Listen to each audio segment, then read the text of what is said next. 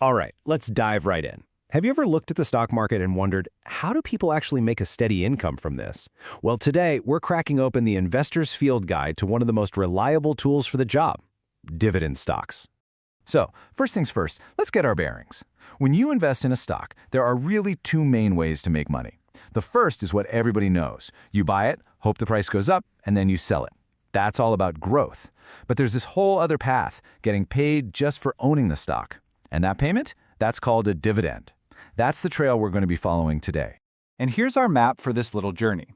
We'll start with the absolute basics, then we'll pack our toolkit with some key metrics. After that, we're off on an expedition to check out 3 different flavors of dividend stocks.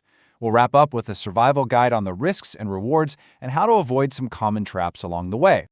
Okay, let's get into it. Section 1, the basics. We've got to start with the most fundamental question of all. What exactly is a dividend? The easiest way to think about it is like this. When you own a share of a company, you're literally a part owner. So when that company turns a profit, it has a choice. It can reinvest all that money back into the business, or it can share some of it directly with its owners. That's you. That little cash payment is the dividend. It's basically the company saying, hey, thanks for being an investor. Here's your cut of the profits. So now that we know what a dividend is, we need the right tools to actually analyze them. That brings us to Section 2, where we're going to unpack some of the most important numbers every dividend investor needs to know. The very first tool in our kit is the dividend yield. This is just a super useful percentage that tells you how much cash you're getting back each year, relative to the stock's price. It's the perfect way to compare the income potential of totally different stocks on an apples-to-apples basis. And the math here? It's actually way simpler than you might think. Let's just walk through this example real quick. So a company pays out 30 cents a month. Over a year, that's $3.60.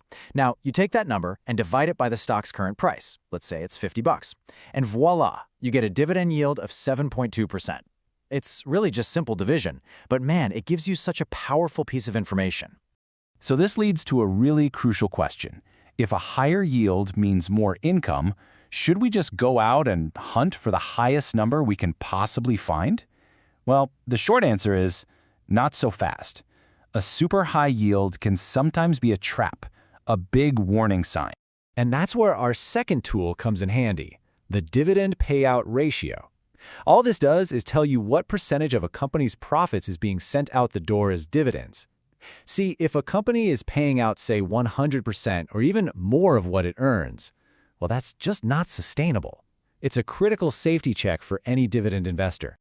Okay, we've got our definition, we've got our tools. Now it's time for the main event. Let's go on our little expedition and find 3 distinct flavors of dividend stocks that you're going to encounter out there in the wild. Our first sighting is the high-yield monthly payer. These are the flashy ones, right? They're designed to grab your attention with big, juicy yields and the promise of a check every single month. For anyone looking for regular cash flow, these can seem really, really attractive. And just look at these numbers. These are real companies with yields of 15, 16, almost 19%. But this is exactly where we need to be careful and pull out our tools. Often, yields this high come with significantly higher risk. The big question you always have to ask is, can they actually afford to keep paying this out? Is it sustainable? And this really gets to the heart of a fundamental trade-off in dividend investing. You can aim for that high income today, which, as we've seen, often comes with higher risk and maybe not much growth in the stock price. Or you can choose a different path, one that's a bit steadier. Which brings us to our second species, the consistent dividend growers. Now, these companies aren't about the biggest payout right now. Instead, the focus is on reliable, stable companies with a long history of not just paying dividends, but consistently increasing them year after year after year. This strategy is less about a quick win and way more about compounding your wealth over the long haul. Now, the absolute cream of the crop in this category. They have a pretty cool name, Dividend Aristocrats, and you don't get that title easily.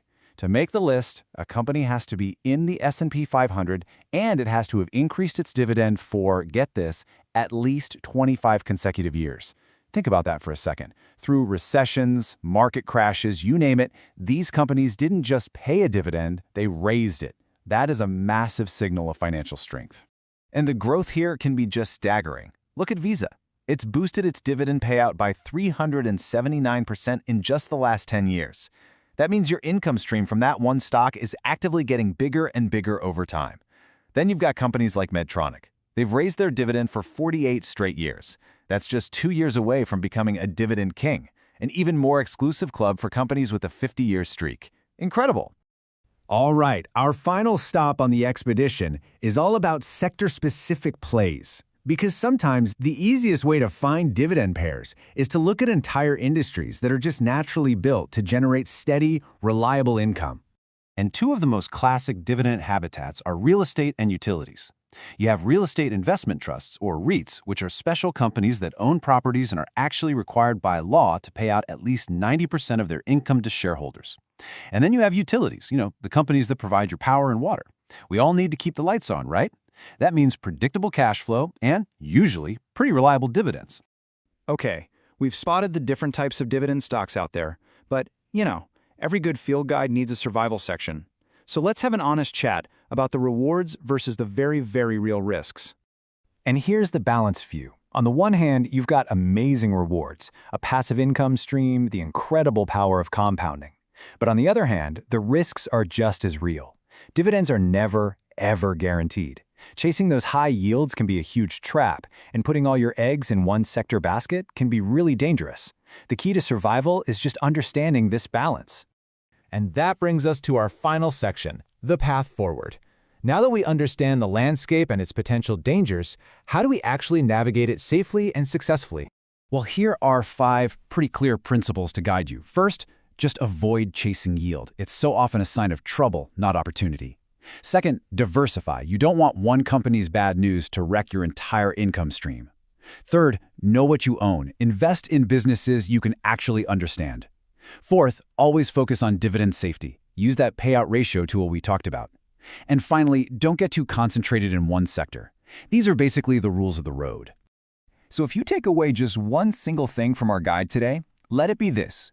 Dividend investing is an absolutely powerful tool for building wealth and income, but it is not a shortcut. It's all about finding that right balance between the excitement of yield today and the need for stability tomorrow. And that leaves us with one final question for you to think about. What's your goal? Are you trying to build a portfolio for maximum income right now, or are you playing the long game, aiming for that steady, consistent growth over many years? Knowing the answer to that question is really the first step on your own dividend investing expedition. Thanks for joining me.